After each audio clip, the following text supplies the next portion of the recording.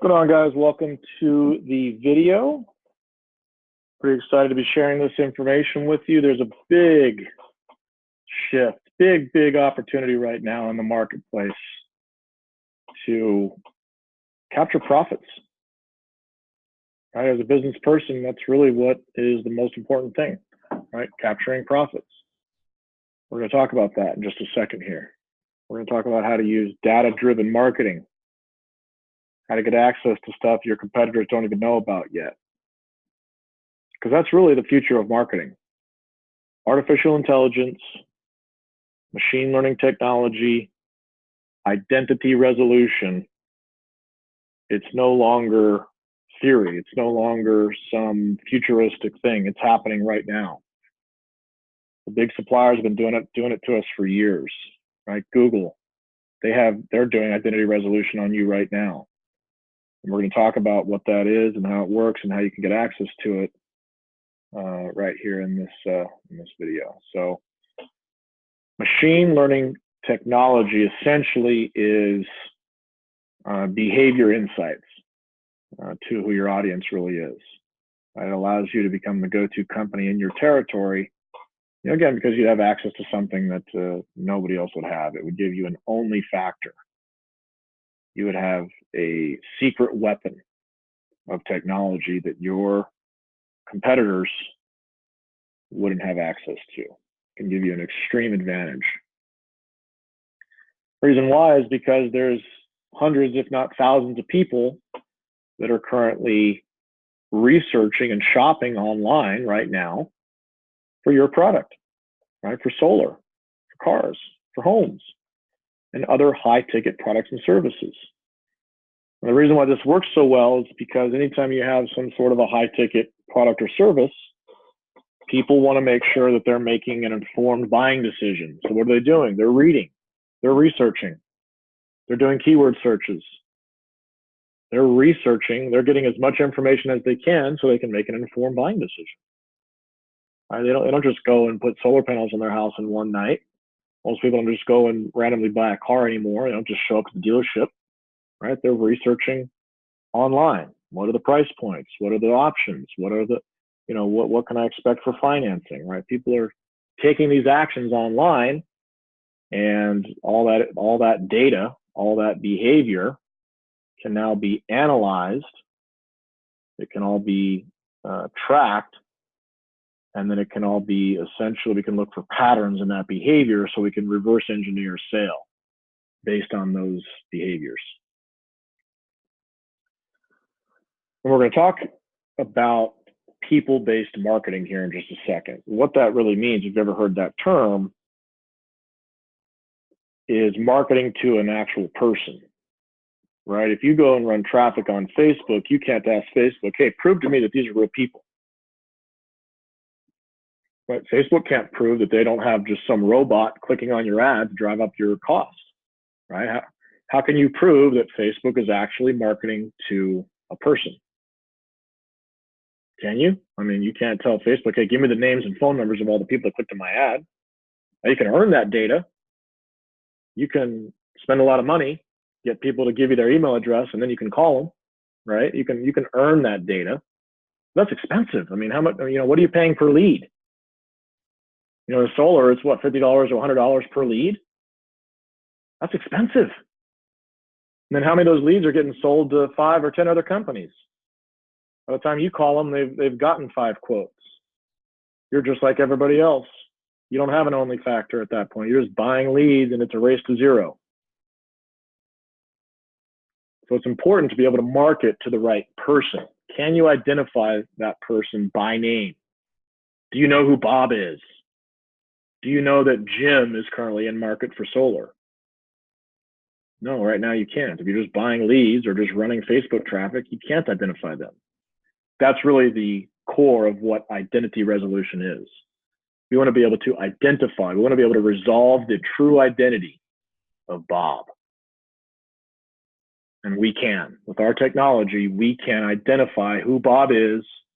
We can identify his email address, his physical address, his phone number, how many devices he's using to connect to the internet.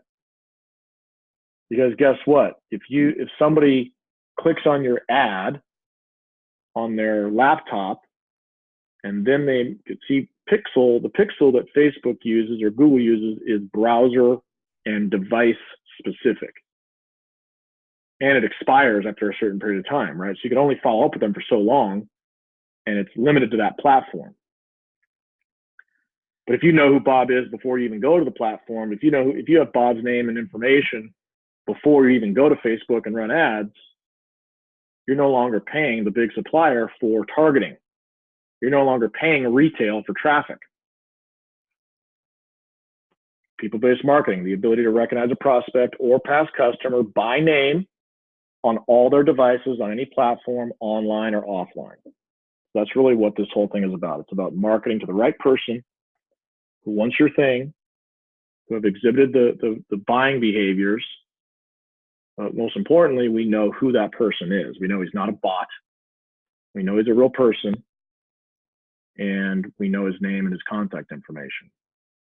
So no longer are you sort of, you're not obligated or required to use any particular channel. You're going to use whatever channel works the best for you. You might use all of them. You might use YouTube, Facebook, and phone calls.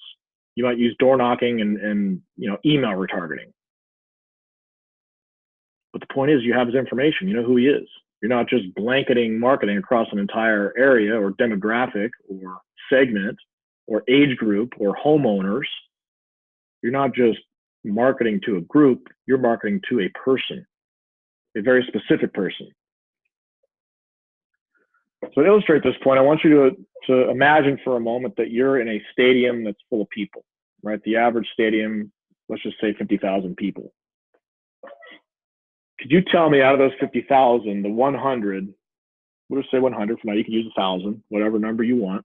Could you identify by looking out into that crowd, who are the 100 people that are ready to buy your product right now? Right, you couldn't do it, right? Because and that's how most companies do marketing. They're marketing to the entire stadium to try to identify who Bob is.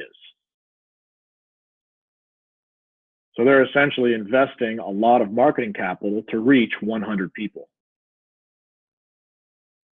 which essentially is not very efficient, right? You're investing a lot of marketing capital, a lot of resources, a lot of ad spend, a lot of stamps, a lot of phone calls to figure out who Bob is, to figure out who Jim is, to figure out who that person that wants your thing. Start a conversation with that person. It's very expensive to filter out the people that aren't real. So rather than marketing to the entire stadium, you're just going to market to the needles, not the whole haystack, not the entire stadium. You're only going to market to the 100. Do you think you'd be able to save money by only marketing to 100 people as opposed to 50,000? Don't you think that would reduce your acquisition cost? It does. It's proven to work. We've done it in multiple verticals. We'll talk about that in just a moment. Now, right now, every single business, regardless of whether you're a solar company or a software company or a dry cleaner or it doesn't matter, what type of company you are, there are 5 forces of competition that are fighting you for profit. In solar, you could be facing, new people coming into that marketplace, right? Solar is an emerging field, right? It's an emerging market. More and more people are entering the marketplace because of the healthy ticket size and healthy profit margins in some areas. Whenever somebody new comes into your marketplace, that's a threat for your profit, right? That's one less deal that you can capture because that new guy just captured it instead of you. You have the bargaining power of buyers. People have choices. People have a lot of power, at least perceived power, right? Because again, going back to what they're doing online, they're researching, they're informing themselves, they're empowering themselves with information so they can make the best buying decision.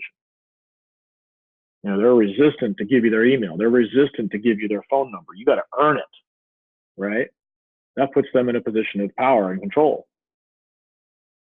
You have the threat of substitutes, substitute products or services, so people can do other things to save money on energy, right? They can get insulation. They can do, energy efficiency, right? They can get a new thermostat. There's all kinds of other things they can do to reduce energy costs. Solar is not the only option, right? The bargaining power of suppliers. Big suppliers would be like your Google and Facebook. These companies they don't care about your profit. They care about getting someone to click. They care about the ad spend. They care about their profits, not yours. They're not in the business of making you successful. They're in the business of making themselves successful. They can kick you off their platform whenever they want. And then, of course, the big one is, of course, rivalry among, your current stack of competitors. Right? You're fighting. There's a finite amount of profit in your territory. There's a finite amount of profit. There's only so many solar deals happening right now in San Diego, in Phoenix, in Las Vegas, right? Whatever that number is, you and the other people in that territory are fighting for those tidbits of profit on every deal. There's not a limitless supply of deals. There's a finite amount. So those are the 5 forces. And what are you currently doing? Which of the 5 forces is affecting your business? Have you ever looked at this? Have you ever sat down and determined who are you fighting against? Who are you competing against for profit? Those are the 5 core elements of competition for your profit. I would challenge you to think about that and figure out who you're competing against for that profit. Now, what if you could pick out the exact people from the previous stadium diagram who are going to buy, who are in market, and only send collateral, only send display ads, only send direct mail, only send phone calls, only knock on those doors, only market to those people? How much more efficient could you be with your marketing dollar? That's really what this whole thing is all about, because you'd be able to be first, right? You'd be able to start the conversation first because they're in market. Your competitor's busy, dropping mailers to the whole stadium. It's a shot in the dark. He's guessing. He doesn't know. He's trying to have the right timing, but he has no idea what he's doing. He's not operating with any sort of accuracy. But if you know who Bob is and you know that Bob's in the market for solar, you can be there first. You can control the conversation. You can start a conversation with Bob. You can give Bob the relevant content to help him make a buying decision. You can stay top of mind throughout his researching process. You can give him information. You can help him understand that you're the best choice, and you can repeat that process over and over so that by the time he's ready to buy, you become the logical choice to make that purchase because you've followed up with him. You've crossed device. He gotten a flyer from you. Maybe you knocked his door. Maybe you left a flyer on his door. Maybe you left him a voicemail. Maybe he went to your website. Maybe he read your blog. Maybe he saw an ad from you. Maybe he, pretty soon we're going to have TV and radio because all those devices are going to be connected to the internet. So if you're relevant and if you're a helper and if you're consistent and you're top of mind, it's sort of like knocking over dominoes. You've knocked over so many dominoes that you become the logical choice because you've stayed in front of him that whole time. You're the logical choice now because while your competitors are, busy doing other things because they don't know who Bob is yet, you know who Bob is and you can continue to stay in front of him the whole time. Gives you an unfair advantage. You fight the 5 forces of competition for your profits using this technology. You could be the king of your jungle. You can own your territory. You would have marketing insights that your competitors don't have access to. Very powerful. And that's what our AI machine learning platform allows us to do. We can identify by behavior who is ready to buy your product, and then we can market to them on any channel, online or offline. We can reach them anytime, anywhere, on any platform, on any device, including phone, email, direct mail, whatever, everything, anything. So what our technology does is it tracks this online user behavior. And then it goes back in time after a purchase to see what they did before they bought.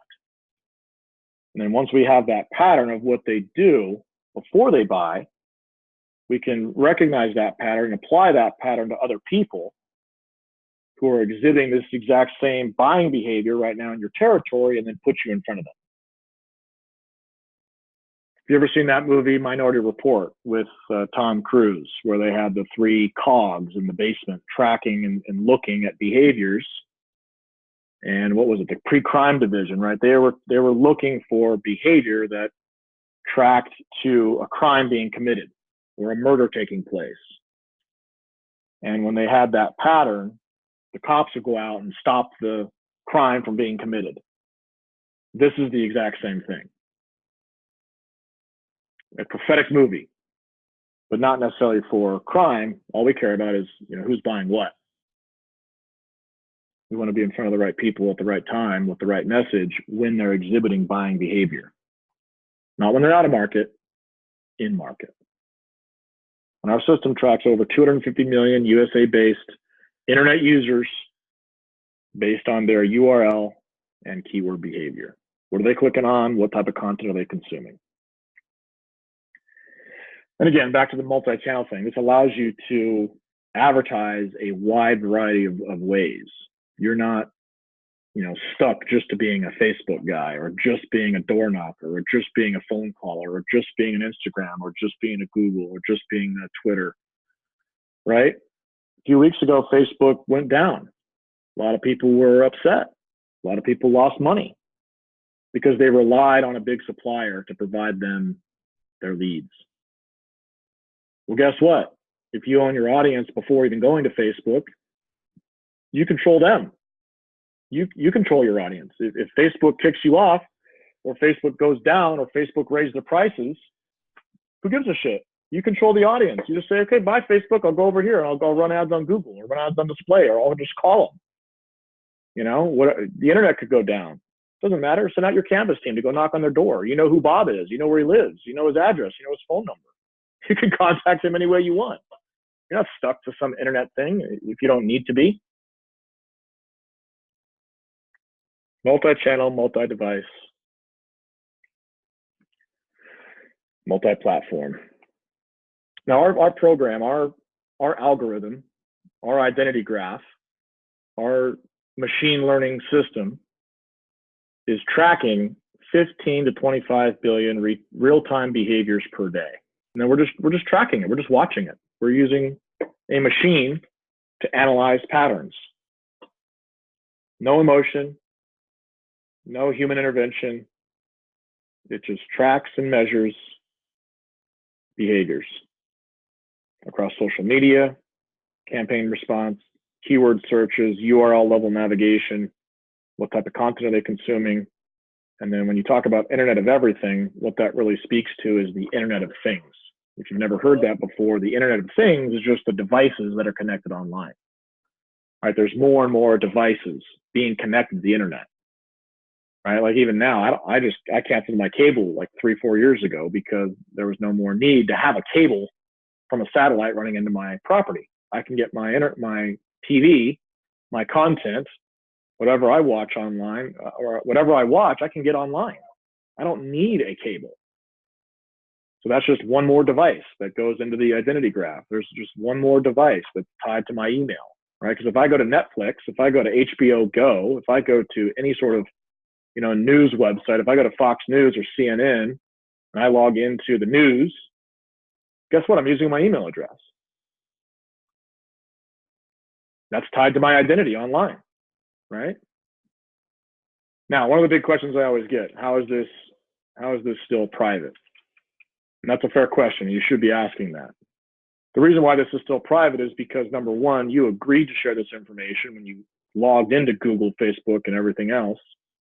Even in all the terms of service that you click and agree on, so that you agree that your information will be stored in an identity graph, which again is just a big spreadsheet in the cloud. It's a big spreadsheet in the sky that has your email, your name, your phone number. And the way they store this data is in what's called a cryptographic hash.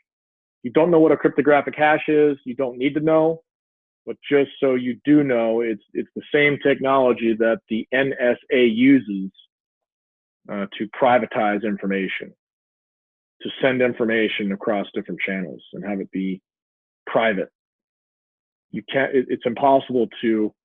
If you just had a cryptographic hash, you wouldn't know what to do with it. there's no way to do anything with it. It's just ones and zeros and letters and numbers, big long string of them.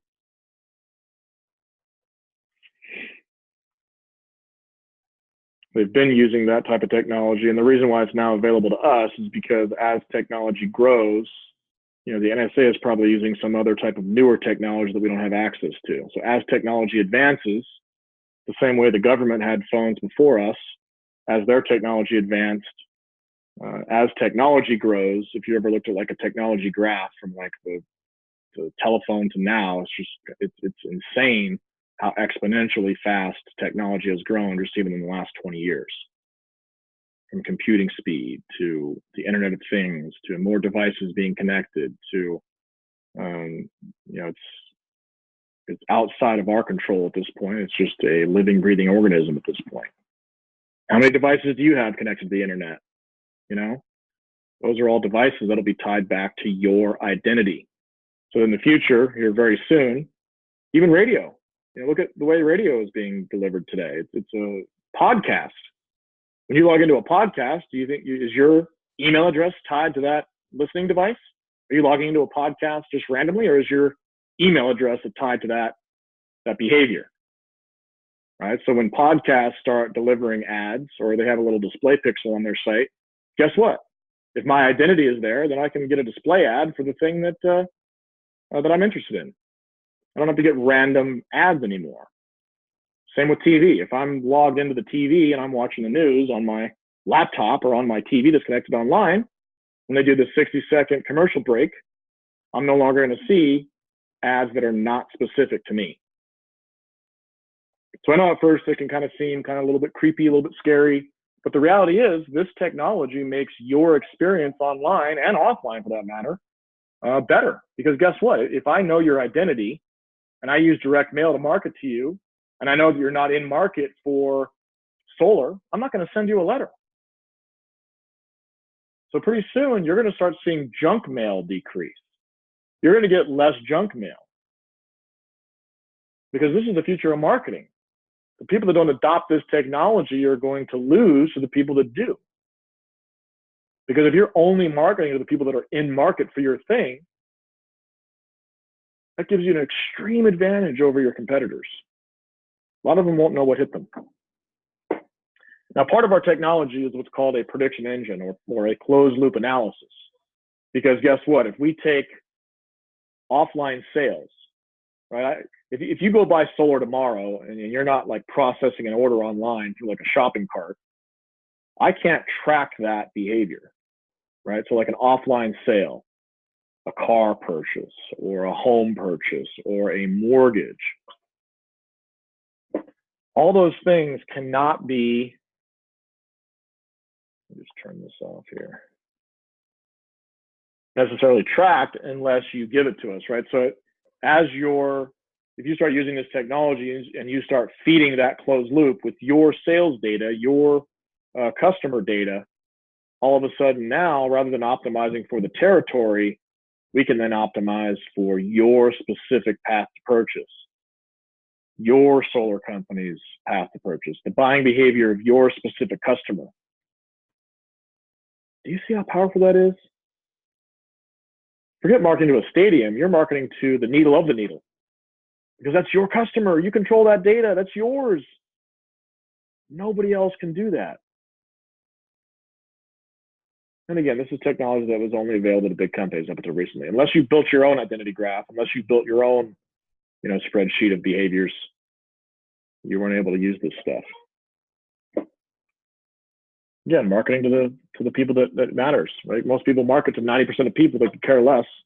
They're either not thinking about it, they know they're not interested, or they think they aren't interested in your thing. So why would you invest marketing capital in 90% of the marketplace when you can use behavioral targeting to go after the people that are in market? Guess where 100% of your sales come from? 100% of your sales come from people who are in market. All of them. So why not just market to those people? Wouldn't that make the internet experience better for everybody?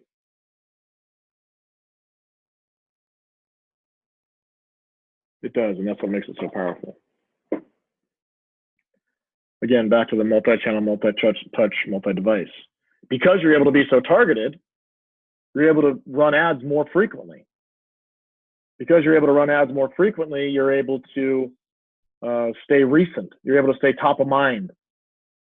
Because you know who Bob is, you can relate to him. You can give him good content. You can re-engage him. Again, repetition. You're able to repeat those ads over and over again because you're operating with a sniper rifle, not a shotgun.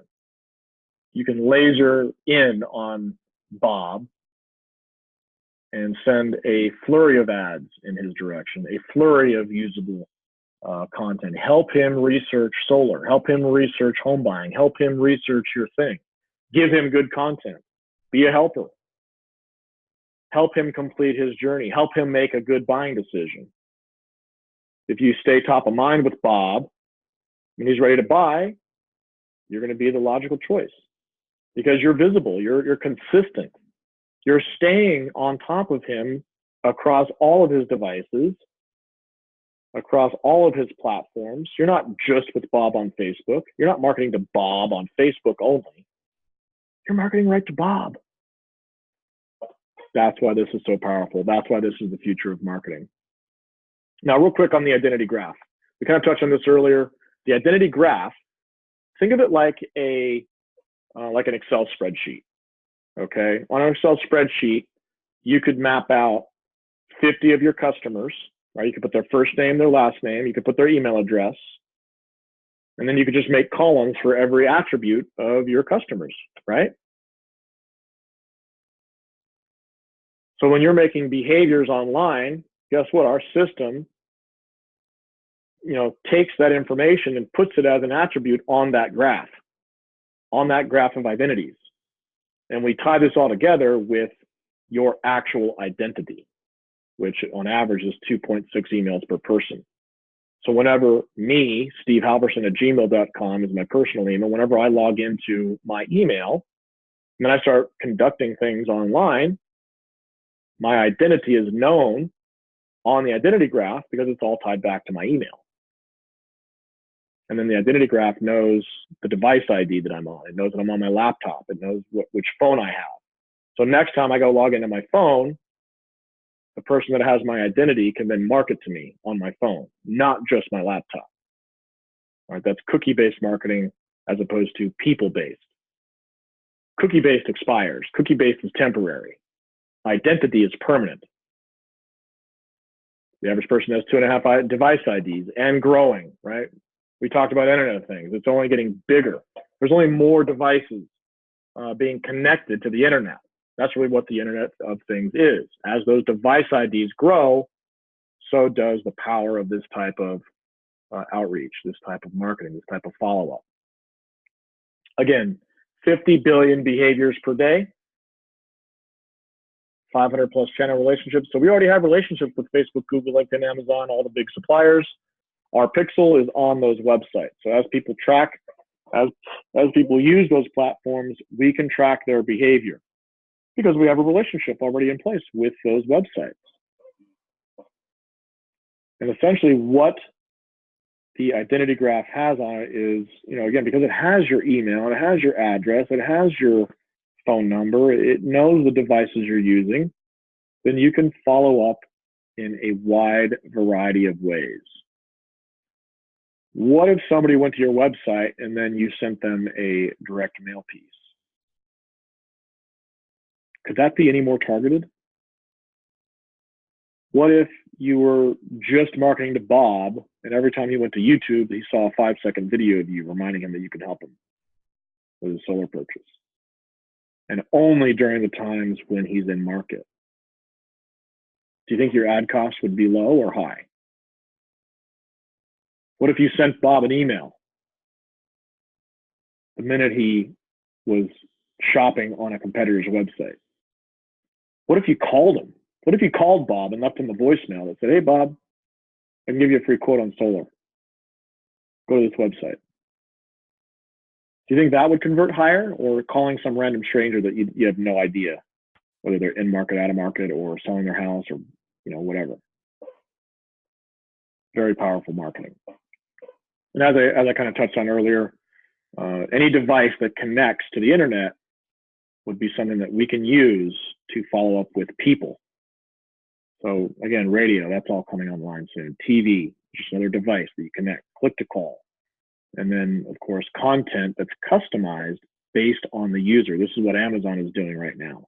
My Amazon experience is entirely different than yours because your identity graph has products that might be different than mine. So whatever vitamins that I buy, I see ads for those vitamins. They send me coupons. Whatever dog food I buy, my experience is tailored to that because that's the purchases that I've done. So Amazon is already doing this right now. So this isn't some like down the road thing. This is all happening now. And the sooner you adopt this technology, the more powerful you can be in your territory.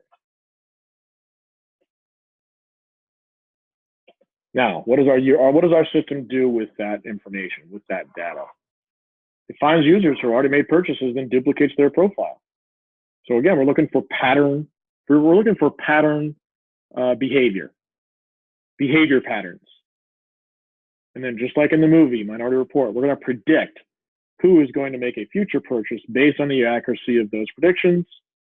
And because the system is a machine, we can program it to continuously recalibrate to improve even more over time as it gets more data. As we feed this machine with sales information, we can essentially create an audience and behavior profile of real customers. Our system has sold over 400,000 automobiles. We now have almost 1,000 different behaviors for the car buying process. We can tell you, if you're a car dealership, I can tell you whether the person's going to get financing from you, whether they're going to put wheels on their car, whether they're going to get options on the car. I can tell you if they're going to try to beat you up on the price.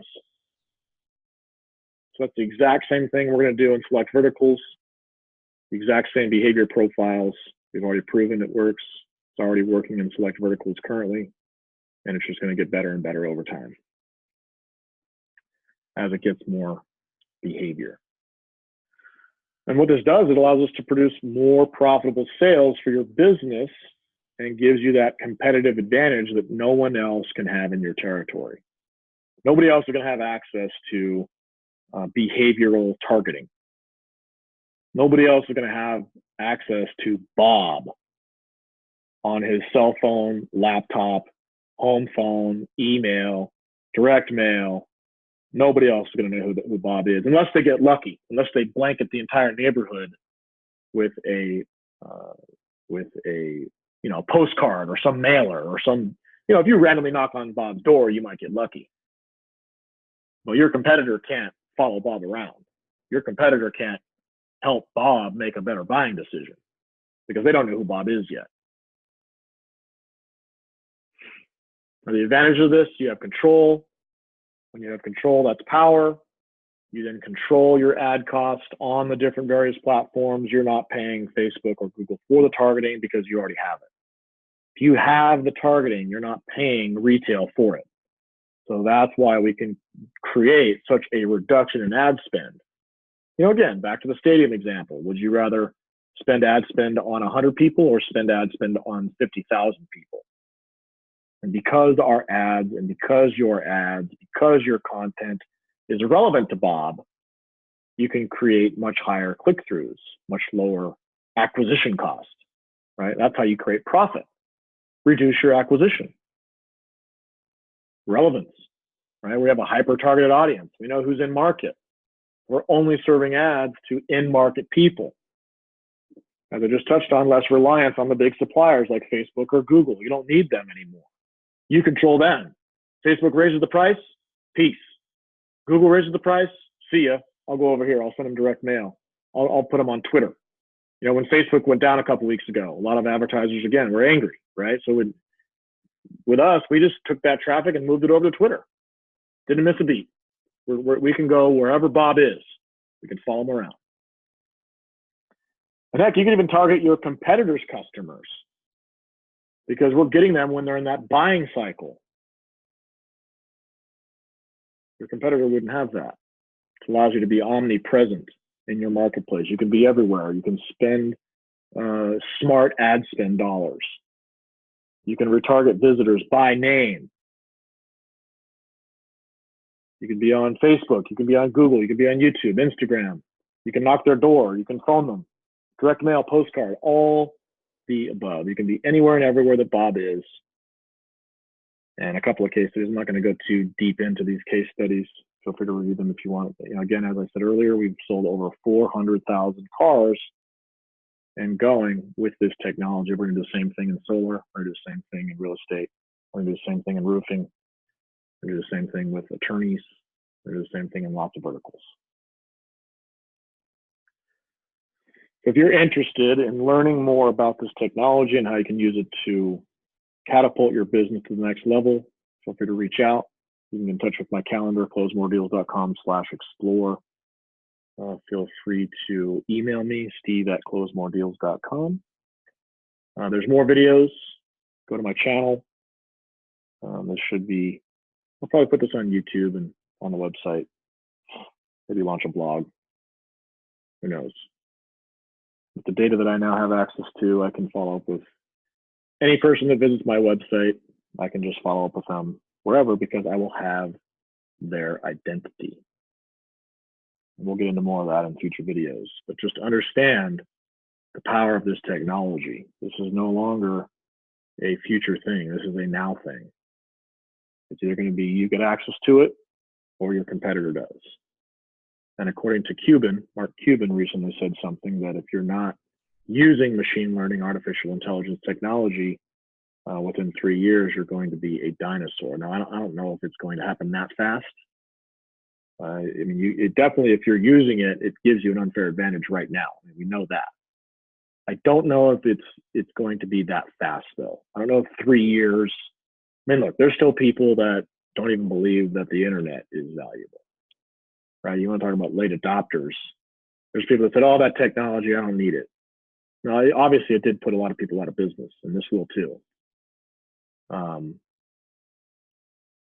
But according to Cuban, it's going to make you a dinosaur. So I think it will, actually. It will make a lot of people dinosaurs. It will put a lot of people out of the internet. I just don't know if I agree with the time frame that he's suggesting. But again, I mean, what would you rather see ads of stuff that you're currently interested in? You know, I mean, that's what it boils down to, right? Your experience, the way you use the internet, the way you consume content. Right? Isn't it important to you that you get relevant stuff that's related to your life and related to your needs and related to what you care about? So pretty soon, all companies are going to start using this sort of technology. Just a matter of time.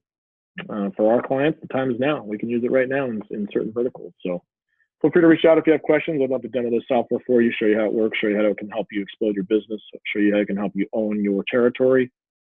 Have a great day.